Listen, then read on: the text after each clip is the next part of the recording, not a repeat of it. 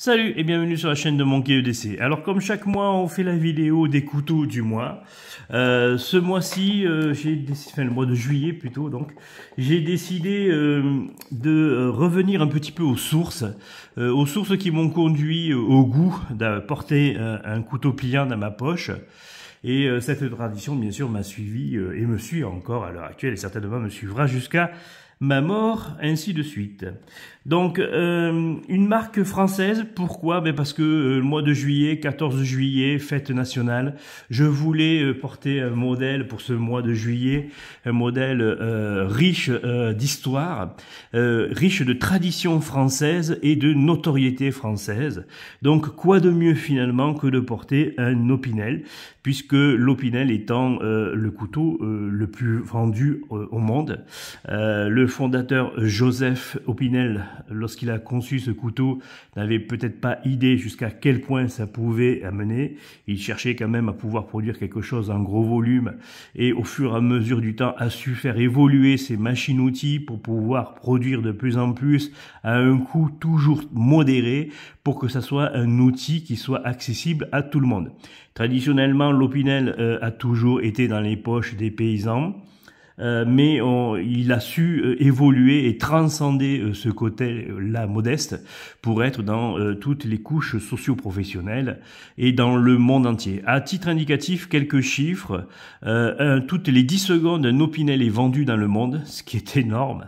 Et l'usine d'Opinel en France produit 15 000 couteaux par jour. C'est aussi énorme. Voilà. Ils sont une centaine de personnes à travailler tout confondu dans cette usine. Et ils exportent 55% de leur production dans le monde entier. Quasiment tous les pays du monde ont un point de vente Opinel ou peuvent faire l'acquisition d'Opinel sans aucun souci. Ce qui est une success story phénoménale, qui est française, Cocorico, donc il faut quand même le signaler et savoir revenir un petit peu à ceci.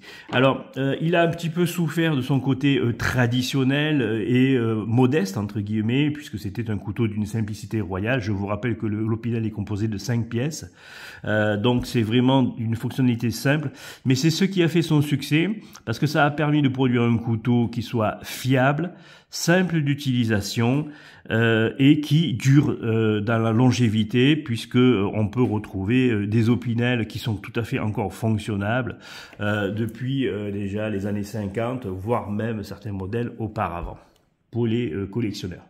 Alors, c'est devenu un modèle donc qui touche toutes les couches socio-professionnelles.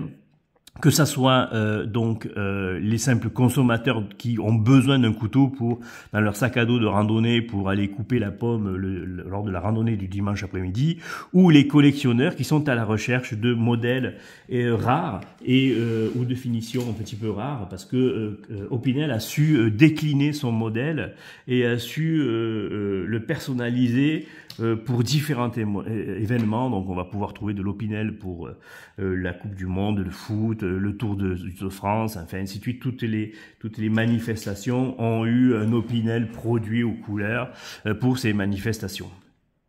Donc, par exemple, si vous suivez la chaîne de Fred André, vous savez qu'il aime beaucoup Opinel et qu'il collectionne ces modèles-là, petits à son niveau, pour pouvoir faire une collection qui est assez conséquente, je trouve. Pour ma part, l'Opinel, moi, c'est un modèle que j'ai eu tout au long de ma vie. Ça a été mon, entre guillemets, premier couteau, voire peut-être plutôt mon deuxième couteau, puisque mon premier couteau était un Dom Benito, un Flores Cortés de Dom Benito. Donc, en fait, c'était un modèle espagnol, puisque mon père est d'origine espagnole. Et traditionnellement, lorsqu'il revenait de voyage de l'Espagne, il nous ramenait des couteaux. Mais j'ai toujours eu un attachement à ce couteau simple, même si sur ma chaîne, vous voyez maintes fois des couteaux bien particuliers. L'Opinel étant resté le modèle d'une simplicité et que j'aime utiliser. Je vous mettrai en bas les liens d'une vidéo que j'ai fait il y a quelques temps de ça concernant ma vision de l'Opinel. Elle n'a guère changé depuis. Généralement, pour moi, l'Opinel est un couteau à tout faire. Je garde quelques modèles un petit peu spécifiques pour la table. C'est d'ailleurs essentiellement pour ça que j'utilise ces Opinels-là. Après, les autres Opinels sont des Opinels outils que je vais avoir dans la caisse à pêche, dans le sac à dos de randonnée, dans la voiture, dans la caisse de bricolage, enfin voilà quoi. Il va en avoir partout. J'ai une passion compulsive pour l'Opinel. Lorsque je passe dans un magasin et qu'il y a des Opinel, généralement, c'est 99% du temps, je sors avec un Opinel. Je vais vous montrer donc les modèles que j'ai utilisés ce mois-ci, le mois de juillet. Vous allez voir, c'est généralement j'aime plutôt avoir des modèles un petit peu personnalisés pour les avoir sur moi. Les modèles les plus simples vont rester plutôt à disposition dans des tiroirs à gauche à droite que j'utilise bien sûr, mais je préfère porter sur moi quand même des modèles un petit peu plus particuliers, plus personnalisés. On va commencer par ce super petit custom qui est d'une ouverture une main avec un système, voilà. Donc alors, l'un des avantages et des inconvénients de l'Opinel, c'est que le bois travaille et donc il y a des fois où, bien sûr, il gonfle et dégonfle.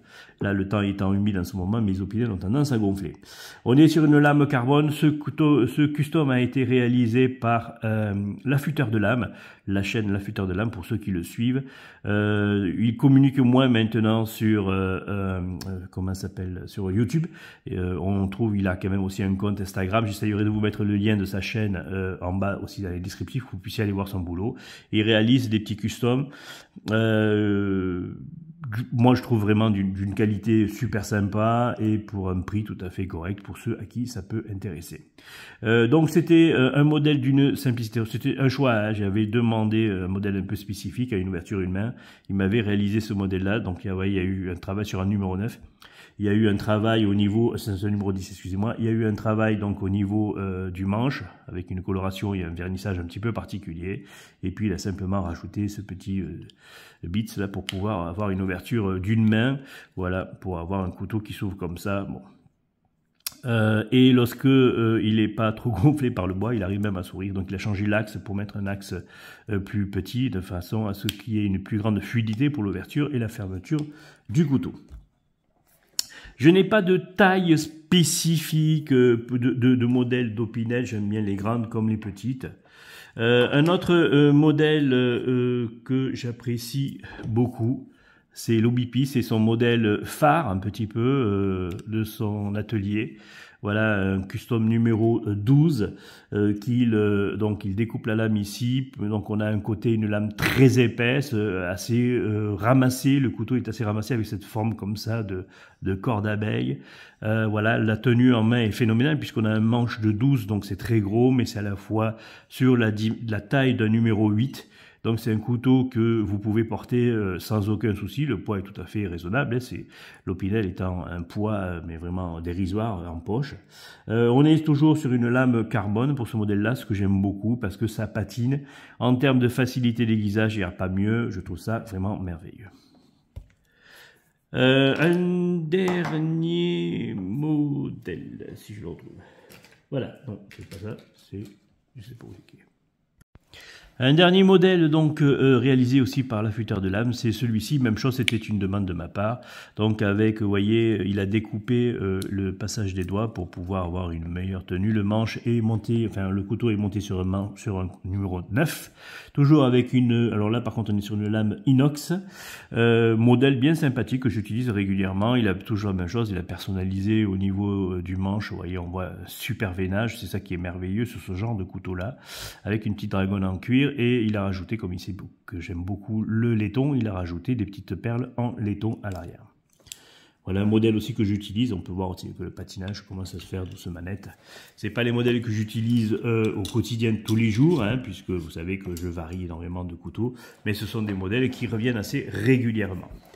On va suivre avec un autre modèle. Alors ça c'est un essai que j'ai fait puisque j'aime bien personnaliser. Donc j'avais cassé un petit peu l'arête ici selon un tuto et puis sur une lame inox, ça c'est un numéro 8, ce qui en fait en fait en taille un numéro 7 puisque le manche a été raccourci.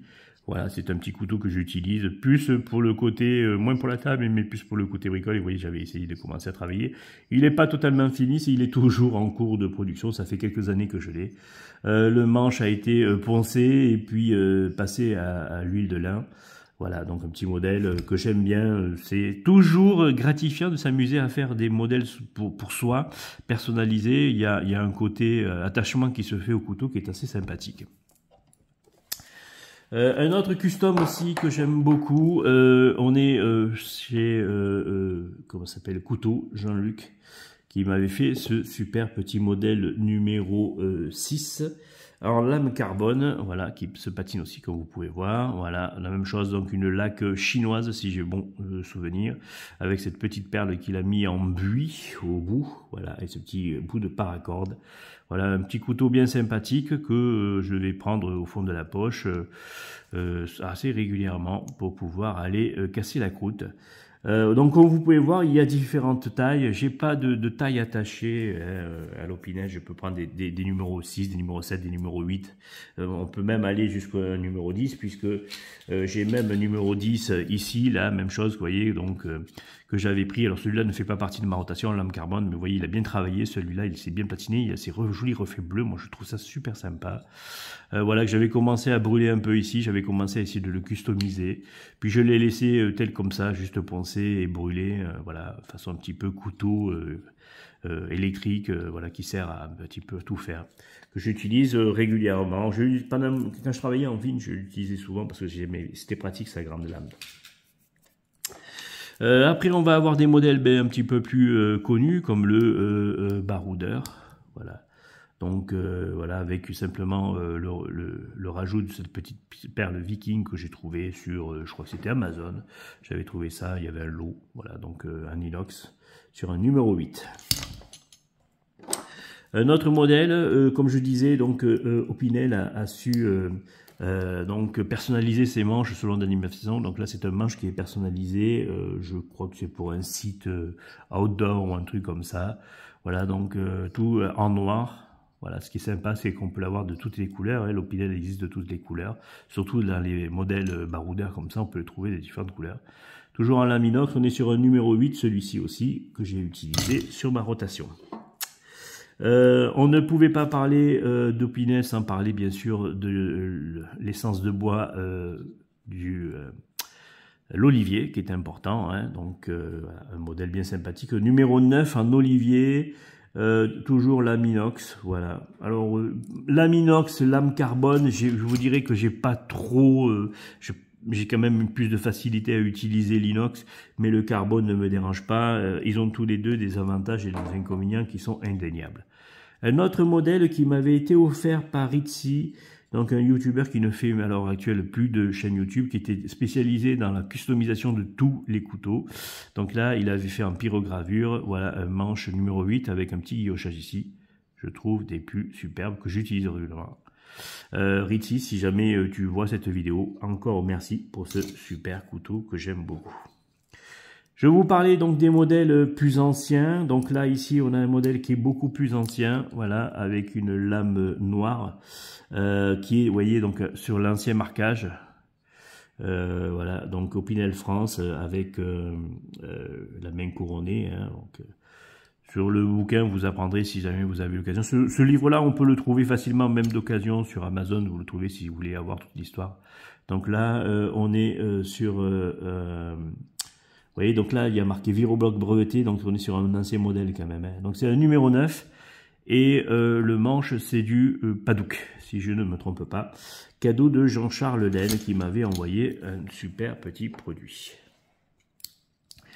Donc vous voyez, Opinel a la particularité de pouvoir, vous voyez, vous avez vu différents modèles, ce n'est pas les mêmes essences de bois, ce n'est pas les mêmes finitions. On peut vraiment avoir une multitude chez Opinel et c'est ça qui me plaît énormément. Un numéro 8 ici en bouleau laminé, voilà, toujours en inox, voilà. Un super modèle aussi. Je ne m'attarde pas sur ces modèles-là, puisque c'est des modèles que vous connaissez, et puis sinon la vidéo ferait 3 plombes. Un modèle assez récent, qui est plutôt dans mon sac de rando, enfin, ou de marche. le modèle baroudeur, non, outdoor, le modèle outdoor, voilà. Le modèle outdoor avec le petit sifflet de secours, en manche en résine, donc il est, il peut résister à l'eau, hein, c'est l'un de ses atouts, avec cette partie serration et puis cette partie lisse. Le démanieur ici, donc un modèle qui a été fait plutôt pour les marins, pour ceux qui travaillent près de l'eau. Voilà, un modèle assez sympa aussi que j'utilise. Il y a le modèle aussi bricolage dans le même principe. Donc là, on est sur un modèle numéro 8. Voilà, c'est super agréable. Hein, on retrouve, si vous voulez, un Opinel se reconnaît du premier coup d'œil. Hein, il y a rarement besoin de chercher à définir le modèle, on reconnaît assez facilement, même en custom. Une dernière acquisition de ces dernières séries qui viennent de sortir de chez Opinel, donc parce que Opinel chaque année sort des modèles avec des séries un peu spéciales. Donc là, on a une finition, donc c'est un modèle sur le chien d'arrêt de chasse, voilà. Je suis pas chasseur, mais voilà, j'ai trouvé le motif sympa. Il existe en poisson, enfin il existe avec différents motifs que je trouve bien agréables. L'essence de bois, je sais pas, je crois que c'est du chêne ou un truc comme ça, mais c'est à vérifier. Voilà, un modèle bien sympathique aussi que j'ai utilisé ce mois-ci. Donc voilà en gros les couteaux que j'ai utilisés ce mois-ci dans ma rotation. Et voici bien sûr le reste de la collection. Bon, vous voyez, il y a différents modèles. Hein. On va retrouver comme je dis, du baroudeur. On va retrouver des modèles beaucoup plus anciens comme celui-là. Voilà, un vieux modèle. C'est voilà, en lame carbone. Que j'utilise aussi régulièrement. Un couteau offert par madame pour une Saint-Valentin, vous voyez. Donc c'est vraiment des petits modèles. Un autre custom que j'avais fait, voilà, j'avais voulu faire... à la base, j'avais voulu complètement le limer pour pouvoir y coller une pièce de centimes en francs.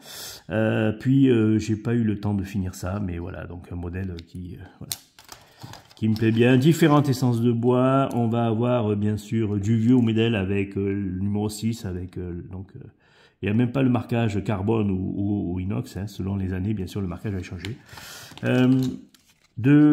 Aussi de la pierre à aiguiser de chez Opinel, voilà. Voilà ce que j'utilise chez Opinel. En termes d'emport, je vais utiliser des petits étuis comme ça. Alors ça, ce sont des petits étuis que j'ai trouvés sur Amazon. On va trouver le classique étui alpine de chez Opinel que vous trouvez un petit peu partout. Voilà des modèles un petit peu spécifiques comme ça, toujours en port ceinture, main couronnée Opinel. Ça c'était fourni avec le numéro 9. Je crois que c'est un modèle que j'ai acheté chez Decathlon, celui-là. Voilà, enfin, il y en a beaucoup, ouais, je peux pas faire le tour de tout.